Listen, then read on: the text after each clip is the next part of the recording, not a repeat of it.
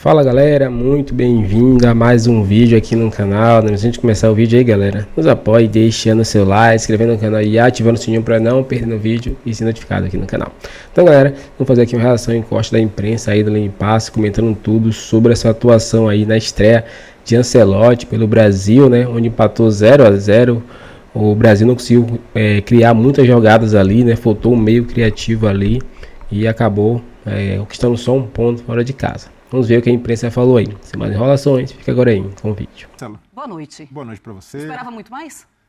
Esperava. Boa noite para o Zupac, Jean, Calçade, Fã de Esportes. Esperava mais, acredito que todo torcedor brasileiro tinha uma expectativa maior em relação à seleção. A gente sabe que o nome do Ancelotti já carrega uma credibilidade automática e o trabalho não funciona dessa forma, não é tão imediata assim a mão do treinador na equipe. Só teve 3 treinos e do outro lado também um bom adversário. Seleção equatoriana do BKSS é um time bem organizado, um time que não estava na segunda colocação das eliminatórias à toa, mas feitas essas ressalvas, é uma estreia decepcionante, e aí muito menos pelo Carlo Ancelotti e muito pelo que a gente está cansado de ver na seleção.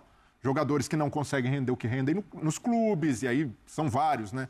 O ataque mais uma vez não funcionou, Richarlison recebeu oportunidade, bateu muito com os zagueiros ali, trombando, demonstrando vontade, mas pouco teve a bola para trabalhar. O Vini Júnior com dificuldade no 1 contra 1, ficou até o fim da partida, mas ainda assim, sem ser aquele Vini Júnior que o torcedor espera, e até pelo tipo de marcação da seleção equatoriana, né? O Ordonhas ali fazendo uma marcação muito cerrada, com cobertura do pátio. O ataque brasileiro não teve muito espaço para se criar. O Estevão também acabou decepcionando na sua primeira partida como titular da seleção, errou muito, e aí a gente pode, mas a idade, 18 anos, e aí a gente vê caras como o Casimiro, com experiência, com casca de seleção, também cometendo muitos erros, principalmente no primeiro tempo, erros de passe da seleção, o meio-campo não se encontrou. Sim. Então o Ancelotti já teve ali o choque de realidade, né? Uma coisa é treino, observar, ver jogador que dá resposta, outra é jogo e observar que há muita coisa para se consertar, para se aprimorar na seleção, e o Ancelotti também, a gente precisa entender esse contexto em que ele chega. É um treinador de primeiro escalão do futebol mundial que assume uma seleção que hoje não está nesse patamar. Uma seleção que hoje, com boa vontade, está no segundo escalão, e ele vai ter trabalho para elevar o Brasil de patamar, porque a gente viu mais do mesmo da seleção, mas não dá para culpar o treinador no seu primeiro jogo com apenas 3 treinos. Pois é isso que me assusta, o mais do mesmo, mas com peças diferentes. Vimos um Richarlison que tem oportunidade, não aproveita, o Estevão também não consegue aproveitar, o Vinícius Júnior, a expectativa era muito grande em cima dele. Será que vamos ver um pouquinho mais do Vinícius Júnior do Real Madrid na seleção brasileira com o Ancelotti? Também não aconteceu. Para a gente começar com a calma, foram 2 treinamentos, Zupa. É isso. Boa noite, Marcela, companheiros, boa noite ao Fã de Esportes. Existia a possibilidade de, depois de 2 treinos, o Ancelotti arrumar o time e o time responder e fazer um grande jogo? Existia. A gente já viu isso acontecer na seleção em outros momentos. O Tite estreou muito bem, lá em Quito mesmo. O Diniz estreou muito bem contra a Bolívia. O Dorival estreou muito bem contra a Inglaterra em Wembley. Então, poderia, só com 2 treinos e com o Carleto ali arrumando o time, colocando os jogadores, o jeito dele, a seleção responder e fazer um grande jogo em Guayaquil? Poderia, mas não é o tão esperado assim, né? Então, assim, o jogo, para ser o mais objetivo possível, o jogo foi ruim de parte a parte. O Brasil jogou mal, o Equador jogou mal, o jogo foi tecnicamente ruim, o jogo foi chato, com pouca finalização, com pouca chance de gol. A sensação de quem assistiu o jogo é que se perdeu 90 minutos para fazer algo melhor na vida. O jogo foi uma porcaria.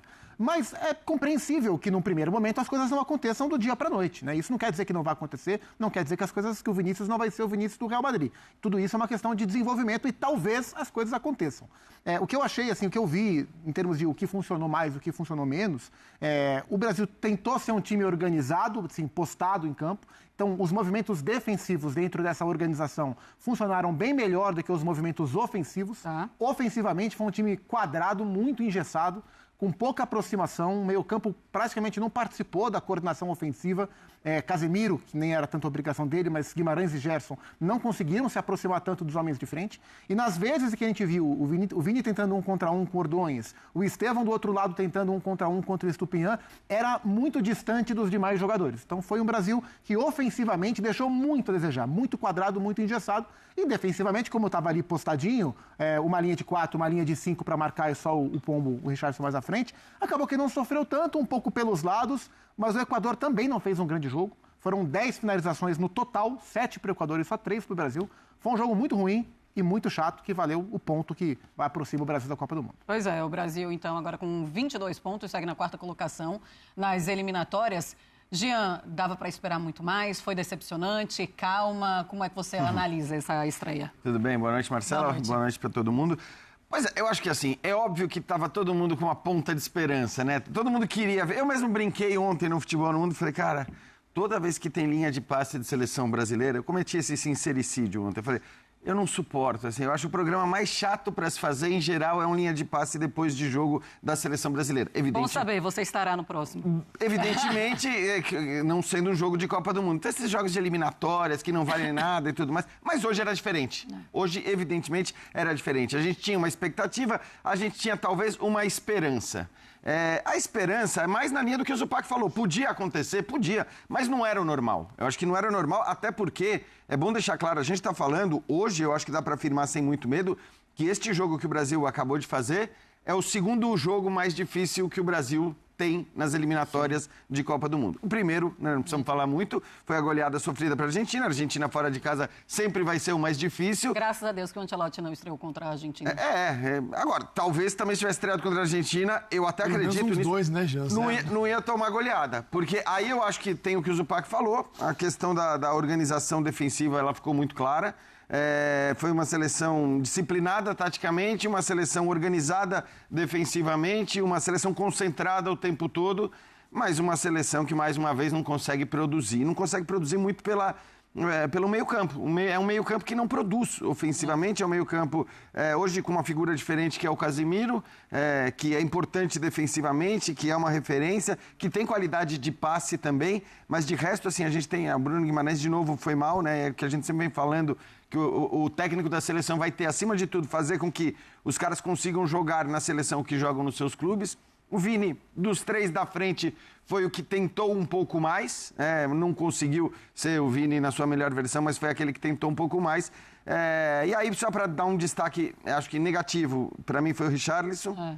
E eu digo isso assim, com dor no coração, porque eu gosto do Richarlison, acho legal que ele esteja na seleção, ele viveu a melhor fase dele com o Ancelotti, mas obviamente tem um foco muito grande sobre ele, né? Quando ele foi convocado, muita gente criticou, e acho que no seu primeiro jogo, não quer dizer nada também, ele não foi bem. Em compensação, o Alex na zaga, talvez o melhor jogador da seleção brasileira hoje, e vale lembrar, né? É uma estreia, quer dizer, uma primeira partida como titular de seleção brasileira, então aí já para pegar as escolhas específicas do Ancelotti, né? Uma que não deu muito certo lá na frente, que foi o Richarlison, e uma que deu muito certo lá atrás, que foi o Alex. Vamos ficar com o Alex, então, viu, Zupa? Melhor. O Alex vai ficar mais fácil pra gente saber quem é quem ali na parte defensiva. Alexandre e Alexandre. Ter dois Alexandres... Não existe, né? Um lado do outro. E ele pediu para ser chamado de Alex, né? Ótimo, então, tá certo. assim... Alex R. Fala, Calçade, tudo bem? Olá, boa noite, tudo bem, Marcela? A minha expectativa não era grande, não. Não? Porque, eu tava muito iludida. Sim, sabe, se vem o Carlo Ancelotti, a gente muda tudo. É uma varinha mágica. Não é... Tava nesse nível, assim. A minha expectativa, ela era alta tarde, né, para Espanha e França. E aí ela foi perfeitamente preenchida. Acho que até houve um exagero. Mas aí sim. E aquele jogo de tarde, em paralelo a esse, mostrou o quanto nós vamos ter que trabalhar. Mas nós vamos ter que trabalhar muito. E não tem jogo e tempo para isso. Como o Carleto vai dar um jeito aí, não tenho a menor ideia. E como a gente está distante dessa turma, distante, né? Não, mas muito distante, né? Você pega Espanha, França, mesmo Alemanha, Portugal, nós estamos assim na rabeira deles, na fila. Agora, tem um ano para a Copa, pode ser. É que como a galera que começou a trabalhar de um jeito diferente, melhor, e a UEFA criou a Nations League, então você não tem mais espaço preenchido com porcaria. Na Europa, tudo é grande jogo hoje em dia. Tirando eliminatórias, que você pega um Luxemburgo pela frente, Malta, mas é jogão. Agora, só e há um desenvolvimento. Eles se queixam disso, né, Calçade? Porque eles falam que tem muito jogo grande e que aí você desgasta demais. Mas eu estou de acordo com você, mas acho que é melhor para eles do que para a gente. A gente fica aqui, né, nessa rua, com a show correndo atrás do rabo. Então eu não tinha expectativa gigante, eu achei que ele ia ter problemas. O cara que treinou com todo o grupo na terça, viajou, na quarta, fez um treino, que é véspera de jogo, então você tem que controlar o treino. Na quinta, o time joga, Eu vi, individualmente falando, coletivamente, foi fraco. O Alex, o Casimiro voltou bem, ele tirou de bola ali, o que ele deu a segurança que o Ancelotti confiava que ele traria de volta para a seleção. E aí tem que trabalhar, tem que desenvolver. O que vai acontecer, pode acontecer, é o Brasil ganhar uma posição, que é, se ele vencer o Uruguai, que é terceiro, que ganhou o Paraguai, que ganhou do Uruguai hoje. O Paraguai é terceiro colocado com 24 pontos. O Brasil, ganhando do Paraguai, vai a 25, toma o lugar do Paraguai. E não pode ser alcançado pelo Uruguai, que tem 21. Então, o Uruguai, no máximo, pode ir para 24. Então, ele ganha uma posição, fica na terceira, ninguém vai alcançar a Argentina, esquece. É isso. Eu vejo a seleção cheia de problemas. Né? A grande tarefa do Carlos Ancelotti, se ele conseguir, é criar um meio de campo que jogue futebol. Isso não é um problema desta Copa, não é um problema da anterior e não é um problema nem de 2014. Há muitos anos o Brasil não tem um meio de campo referência. Você fala, uau, esses caras aqui são perigosos e jogam. Né? E, curiosidade nessa classificação, o Equador tem 6 empates, todos 0-0. Então, o Equador, que é o segundo colocado das eliminatórias, tem 6 placares 0-0 nas eliminatórias. Então, eles tomaram 5 gols em 15 jogos. Ou seja, o Equador é resultado. Assim, o que o Equador empatou, o Brasil andou perdendo. Senão o Brasil estaria em segundo lugar como o Equador, à base de empates. E algumas vitórias, foram 7, o Brasil ganhou 6. Mas, sim, não estou... E sobre a expectativa de uma transformação imediata, que, de novo, poderia acontecer, porque o futebol permite, mas não era o lógico, até levando em consideração quem é o técnico que assumiu a seleção brasileira, né? Qual é a principal característica do Carlo Ancelotti? É ser um transformador, um técnico inventivo? Não, ele é um organizador de equipes. Talvez se tivesse assumido o Brasil um cara como o Guardiola, um cara como o Jürgen Klopp, seria mais natural que a gente conseguisse ver de uma hora para outra algo mais autoral ali acontecendo. A grande virtude do Ancelotti é organizar as suas equipes. O Brasil não vai ser o time mais ofensivo do mundo e jogar o futebol de rua, do DNA brasileiro. Não é essa a característica do Ancelotti. Ele é um cara de times equilibrados, de times organizados, de times estáveis e contando muito com o talento dos homens de frente para que eles resolvam e desequilibrem os jogos. Foi a partir dessas premissas que ele construiu os seus últimos trabalhos, em especial do Real Madrid. Mas, assim, isso dificulta para que ele chegasse, 2 treinos, o Brasil fosse outro time. Poderia acontecer? Poderia. Mas era mais previsível hoje que o Brasil mostrasse organização... Que foi vista. Mais do que propriamente uma transformação... Né? Em relação a desempenho e a encaixe de jogo. Mas teve alguma mudança, teve alguma melhora? Porque a gente viu um meio de campo mais encorpado, digamos assim, se a gente for fazer uma comparação com o time do Dorival. Mas ainda assim não é da maneira como imaginávamos. Um meio campo que consegue parar a bola, consegue organizar o time. Tinha um homem a mais, né? O Dorival jogava só com 2 no meio e com 1 a mais. 4 atacantes. Eu acho até tem alguma melhora olhando para esse ponto? Então, eu acho até que tem a ver. Eu acredito que a gente possa ver, eu não sei aí, o Ancelotti não tem tantos jogos até a Copa do Mundo, mas que a gente possa ver, até mesmo no próximo jogo, eventualmente, o Brasil com um formato diferente. Pode até ser que ele porque ele é um cara que faz isso também. Ele não é um cara... Eu estou plenamente de acordo com o Zupac, ele não é um técnico autoral, mas ele é um técnico que, mais do que esses outros que o Zupac citou, que são mais dogmáticos e que tem uma ideia de futebol que tem que prevalecer em relação a tudo, ele não. Ele olha, pera lá, quem que eu tenho na minha mão? Quem é o meu adversário?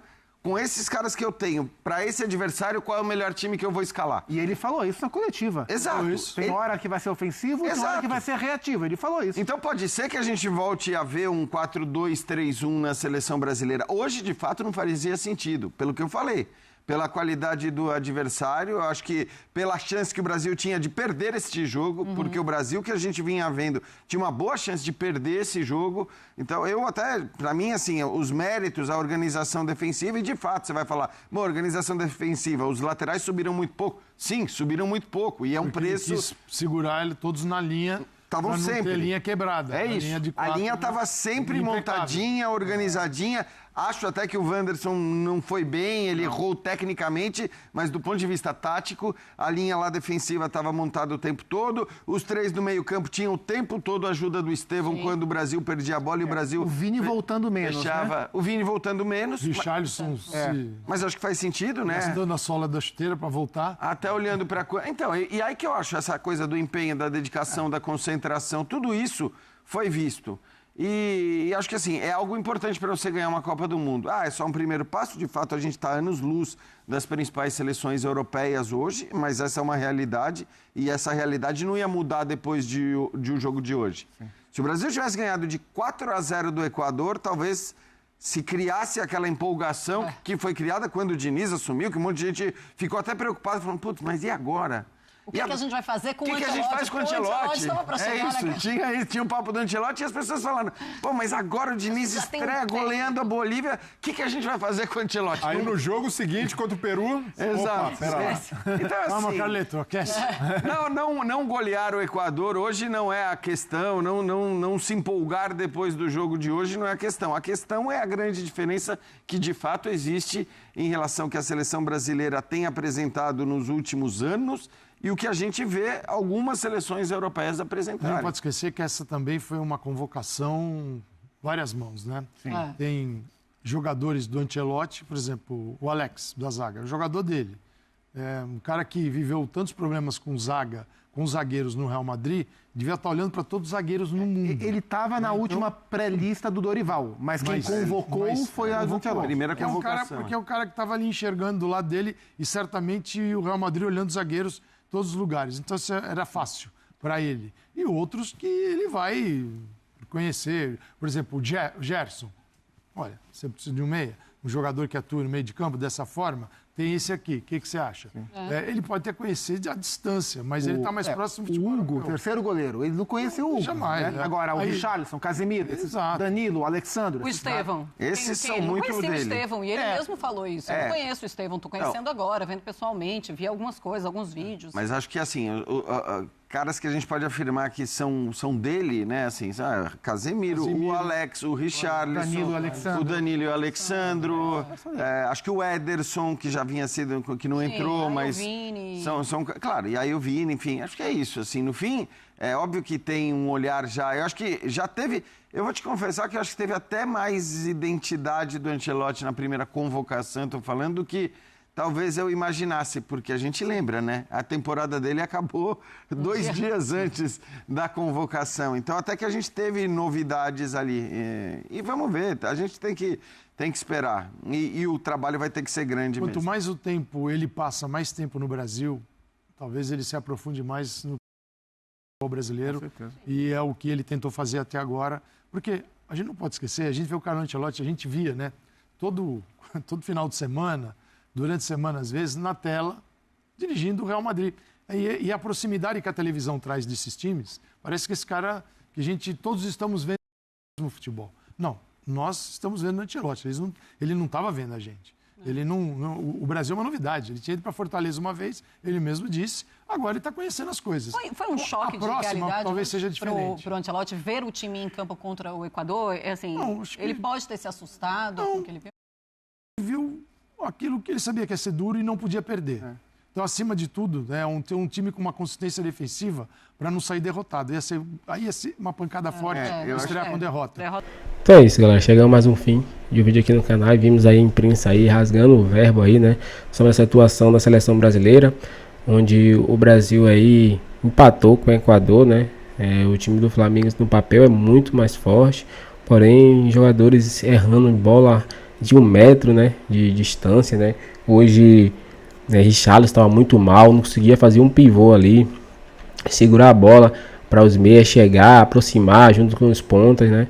Ele estava muito mal, teve um lance ali mesmo que a bola subiu para ele chutar, ele furou, né? Então, como é que um cara que quer chance assim, né, para ser titular, o 9 da seleção e erra lances assim que é decisivo para conquistar os 3 pontos, né? O atacante ele tem que ter faro de gol, ele tem que ter aquela noção que ele vai receber poucas bolas, mas a bola que vir, ele tem que fazer valer a pena, né? Então, ele não fez valer a pena, entrou mais uma vez, como entrou nos últimos jogos da seleção brasileira, e não mostrou, né? Porque foi convocado, né? E Ancelotti demorou um pouquinho para fazer substituição, né? Eu acredito que era para ele ter entrado ali Antony, né? Entrado também Andrés Pereira, né? Não era para ele ter dispensado o Wesley. Ortiz também podia ter entrado, mas a zaga também estava muito boa, né? Com Alex e Marquinhos ali, então foi bem composta. Mas Ortiz é um jogador que poderia ajudar ali, né? Na saída de bola, né? Infiltração, ele é um zagueiro ali que tem ótimos passes. Mas é isso. Qual a sua opinião, torcedor? Deixa um comentário pra gente aqui, se inscreva no canal e até o próximo vídeo.